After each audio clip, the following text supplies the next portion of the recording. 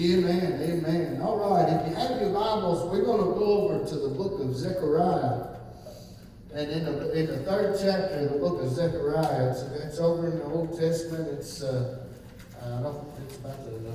almost the next to the last one, I think is what it is. But this morning, as I was talking to you a while ago, and the Lord pressed it out, and He gave this message to me about being plucked from the fire. And this scripture came to my mind, and as I was reading, I went over this, and I got to thinking about this, and I got to praying about this, and the Lord showed me a lot of things, and I hope I can get this over to you, because I want you to understand this morning what God has done for you through salvation. Amen?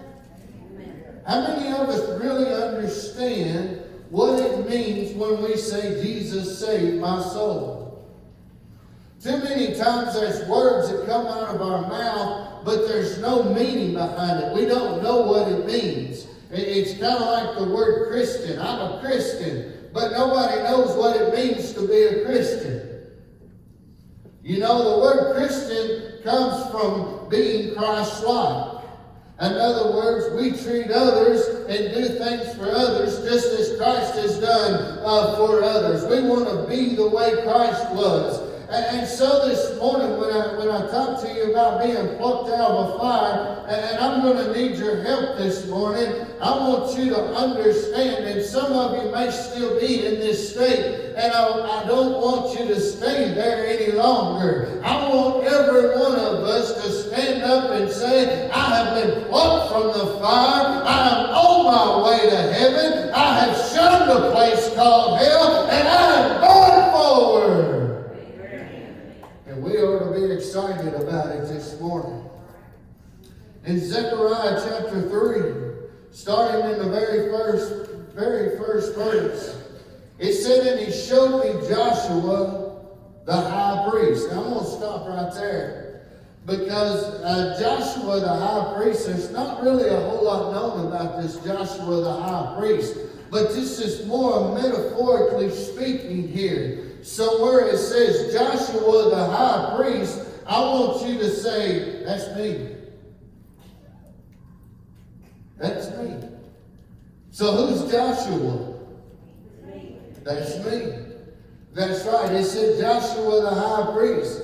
And this is a vision that was given to Zechariah. And you'll see where I'm going with this in a minute. It said, standing before the angel of the Lord, and Satan standing at his right hand to resist him.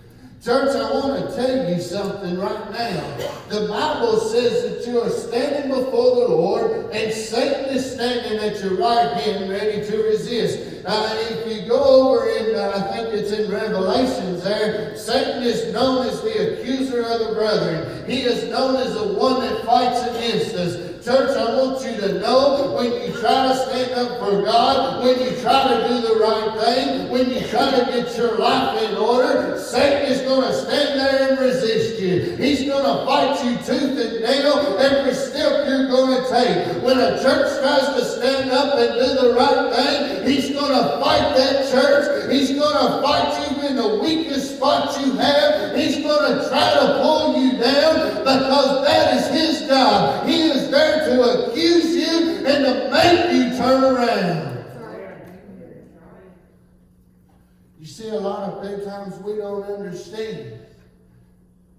I hear these people come in and they're like, oh, you wouldn't believe how much the devil fought me today. You wouldn't believe the temptations that was put in front of me. You wouldn't believe the things that was done this way.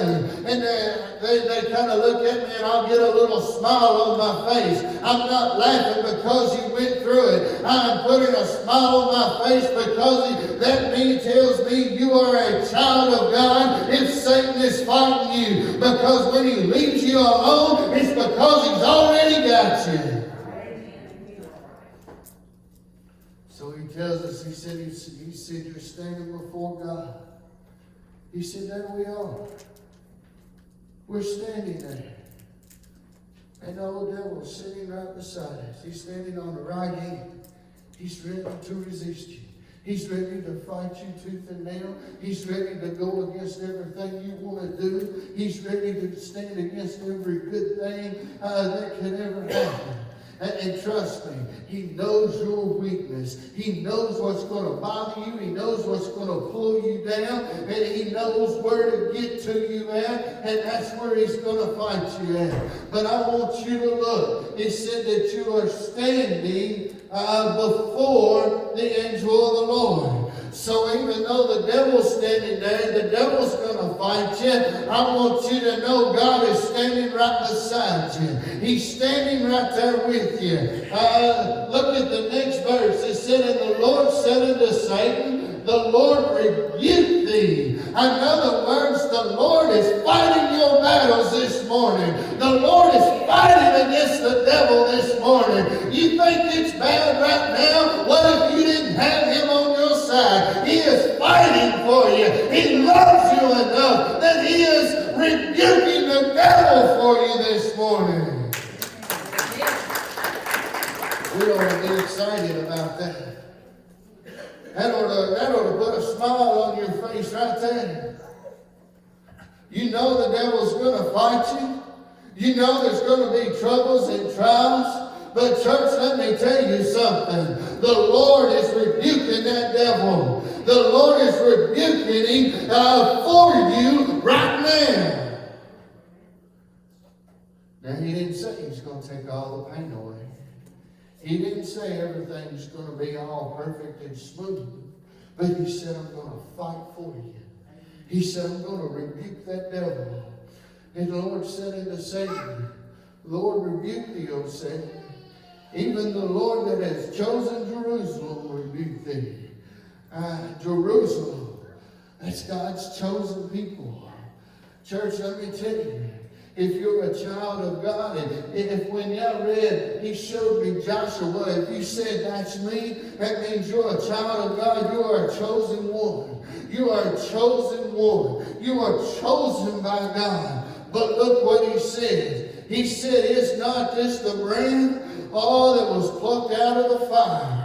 Church, let me tell you something. If you don't know Jesus this morning, do you know you are condemned to a devil's hell right now? If you don't know Him this morning, you are standing at the doorstep of a place called hell right now. You are standing in amongst the fire. If you ever seen a fire, what does it do? It destroys things. What does it do? It begins to tear apart things. Why do you think they made hell as a lake of fire? Because it wanted the destruction. It wanted the pain. It wanted all this stuff in there for those that didn't accept Christ. And if you haven't accepted Him this morning, you are standing on that doorstep right now. I know people don't like to hear this kind of good stuff. Bring it. Bring it on. Over in John 3, y'all know 16. For God so loved the world that He gave His only begotten Son, and whosoever believeth in Him should not perish, but what? Have everlasting life. Have you read 17?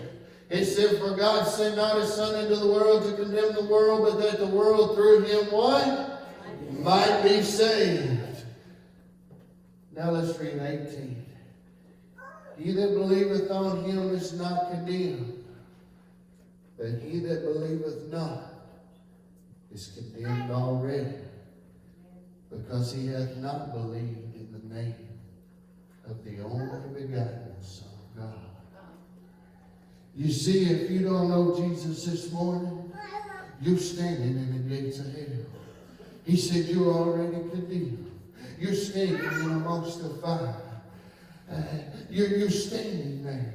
You're standing there getting that flame burning on you right now. You're standing in amongst it.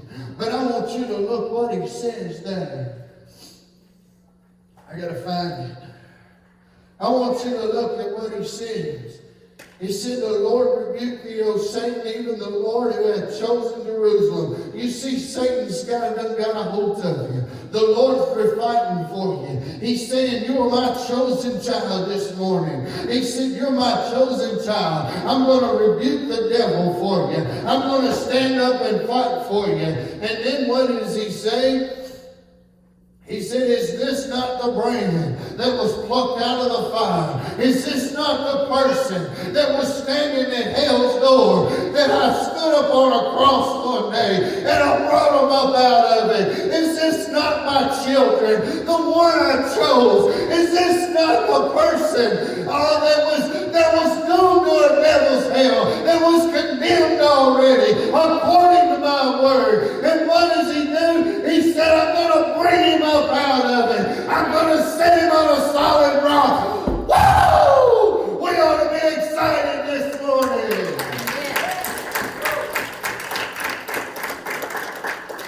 He said, is this not my children? He said, I'm going to reach down and pluck them up out of the fire. But let me tell you, it gets better than that. He brought us up. Church, we got a heaven to gain and a hell to show. We got to stay away from it. We got to walk in a godly, righteous path so we don't have that fire burning on us no more. Then, you ever burnt yourself? You ever burnt yourself on the finger? Did you like it? It hurt, didn't it? Can you imagine that torment over your entire body forever? We can never imagine what that would be like. But see, we don't have to. He said, I done plucked you out of the fire. He said, I done picked you up. It says, now Joshua, say that's me. That's me. He says, now Joshua was clothed with filthy garments and stood before the angel. It said Joshua was clothed in filthy garments. In other words, when he was standing in the fire, he had the muck and the mar of the world upon him. He had all this. We call it chains. We call it prison. We call it, when the devil starts getting after us. It's the addictions. It's the immoralities in our life. It's just the things of this world that we begin to put before God that we know God doesn't like. He said that he was standing there in filthy clothes. In other words, he was muddied up with the world. He was muddied up with the things around him. I want to tell you right now, I remember one day when this old boy stood before God with the mud of the world upon him. I remember the day when this old boy, I was nasty from everything that was around, the life I was living, the ungodliness that was in my life, the immoralities that I had, because I didn't care who was around. I didn't care what was going on. And I stood before my God. My feet were standing in hell. And I stood before him, all with the filthy rags that was upon me. And I walked up to him. And you know what he told me? He said, Satan, I'm going to rebuke thee. Woo! And he answered and spake unto those that stood before him, saying,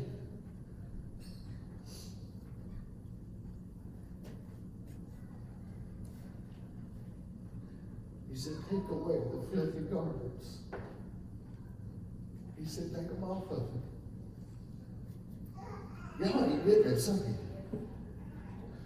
He said, take them off of him. He said, I love him enough. I sent my son to bleed and to die. He said, get those nasty things off of me. That's my chosen child right there. I had done rebuked the devil for that child right there. I had plucked him up out of the fire. He's standing before me now with burnt clothes, with the soot and the smell of hell all over me. I'm standing there before him. And what does he do? He said, take them off of me. He said, get rid of them. He said, that's not the life he's going to live no more. That's not the life that's in you no more. He said, wipe all of that away. In other words, forget about everything that's in the past. He said, just wipe it away. Just get rid of it. He said, I'm going to throw it in the garbage. I'm going to throw the life that you lived in the past in the garbage. I'm going to throw the life, the sins that was in your life. I'm going to get rid of them. I'm going to trash them. I'm going to throw them away. Why? Because I got plans for you. And he said unto him, he said, behold, because thine iniquity to pass from thee, I will clothe thee with a change of raiment. In other words, he said, I'm going to take the mud of the world that's all over your clothes. I'm going to throw it away because I've got you a robe that has been washed by the blood of the Lamb that I'm going to put on you to make you my child.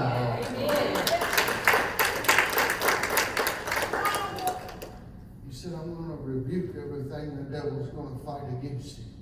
He said, I'm going to rebuke you. He said, because when I take this off, ain't y'all wear white shirts or anything like that? Y'all wear white very much? Why not? You get it dirty easy, don't you? You see, the devil knows the temptations that's in your life. The devil knows. If you're a messy eater, guess what? You wearing a white shirt, he's going to make you hungry. If you're a clumsy walker, if you're wearing a white shirt, guess what? He's going to trip you when you walk out across the floor. You think I'm joking, don't you? He does me that way. I do both at the same time, all while eating.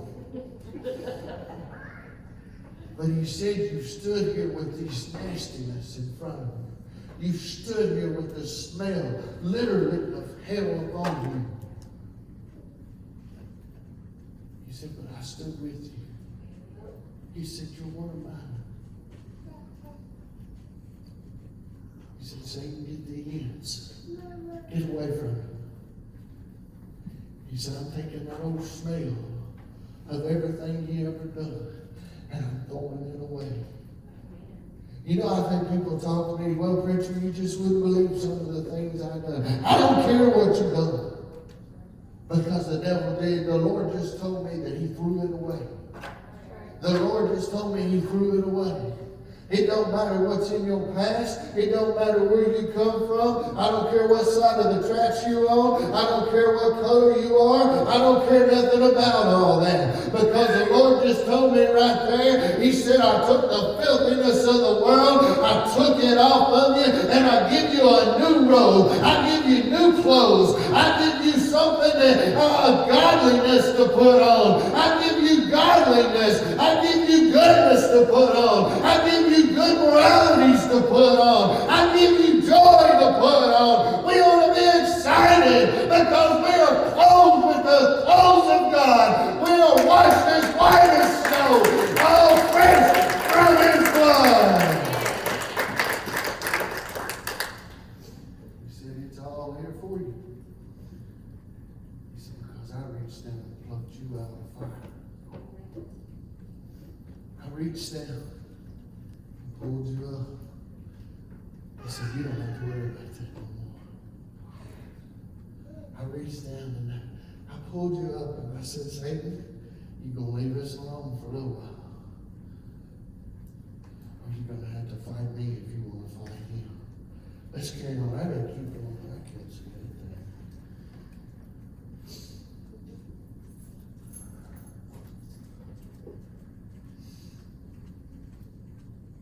I will clothe with a change of raiment. Ooh, I'm going to put a robe of white on. And I said, let them set a fair mitre upon his head. So they set a fair mitre upon his head and clothed him with the garments. And the angel of the Lord stood by. I don't know how much y'all's history is, but if you go back, the high priest wore what they call a mitre. It was a big headdress. It was a big canoe. It kind of specialized who they was and what they done and all this kind of stuff when they went into the tabernacle. And I prayed about this and I said, Lord, why a fair mitre? Why when it says a fair mitre means a beautiful, good looking, special to look at. Why? Why, Lord? Why are we putting this fair mitre on?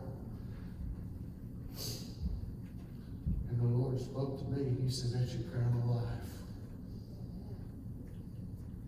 He said, that's your crown.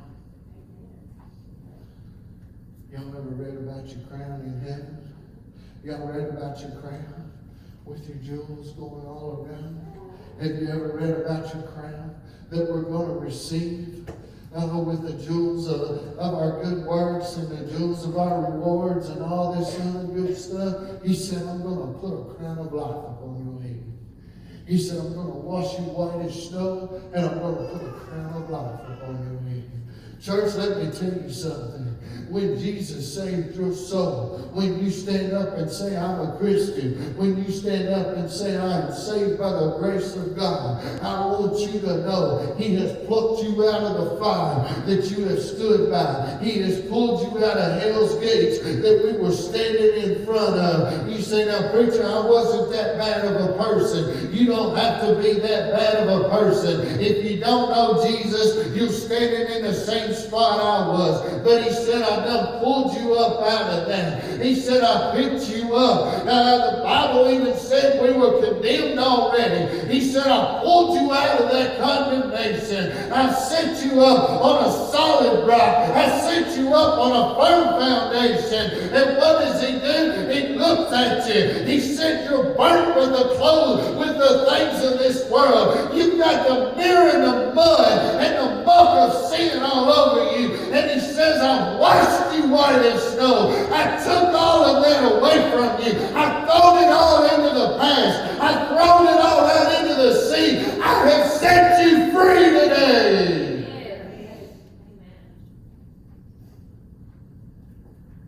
Church, if you don't know Him this morning, you're still standing there in those gates. You're still standing there. You see, He's fighting for you. He's rebuking the devil for you. He's already fighting for you. Before we was ready to fight ourselves, He was fighting for us. I believe He's ready to pluck you out of the fire this morning. I believe He's ready to set you free this morning. I believe He's ready to take those nasty garments that we're wearing. Maybe He's done plucked you out of the fire, but you just ain't changed clothes yet. Maybe He's done plucked you out of the fire, but you're still wearing the weight of the world, the muck and the mar of the world. You see, Corinthians over there, I think I read it last week, it tells us that all things become new. And I want to tell you right now, sometimes serving God is a hard decision to make because you got to find new friends. Sometimes you got to walk away from the old friends and find new friends. Sometimes there's things in my life that I have to give up. Because what good does it do me if I'm the exact same person with the exact same mouth, the exact same morals, and all this other stuff before as I am now? You see, we walk around with these garments. Too many times we leave them marred. We leave them marred with the things of the world. We leave them dirtied up with all this stuff that's going on around the world. And then we're standing before God. And you see, church, He sees it. Because He looked right at it. He looked right at it. He said He's got on a filthy garment. He said, I done plucked him out of the fire. I done fought for him. I done picked him up. I've set him on a solid rock. And he's still walking in the world. He said, but I'm ready to take care of that too. He said, I hung on an old cross just to change that garment. hung upon an old cross. I took a lashing with a cat of nine tails. Had blood spread everywhere. Because I want to change your garments. Because I'm tired of you walking with the mud and the mud of this world. And I'm ready for you to be white as snow. He said, I'm ready to put a crown of life upon your head. You see, they didn't get a crown until they got the new remnant, until they got the new garment. So I wonder this morning, would you stand with us?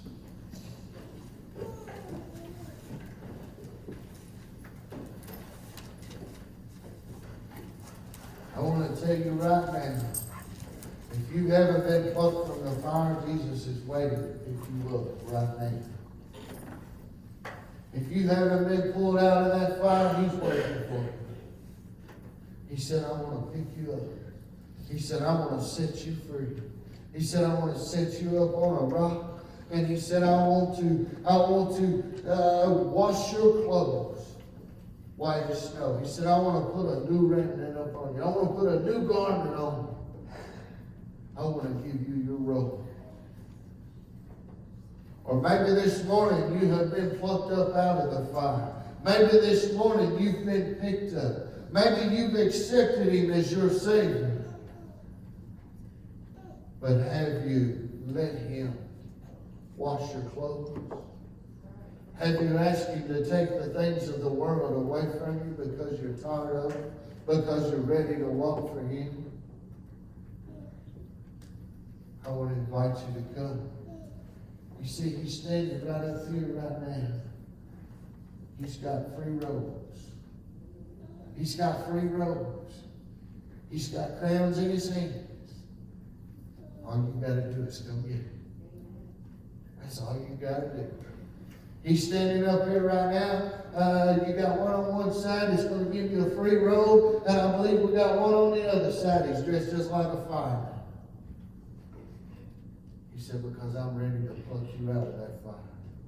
He said, I'm ready to pick you up and set you free. As this song plays, I wonder, would you come this morning?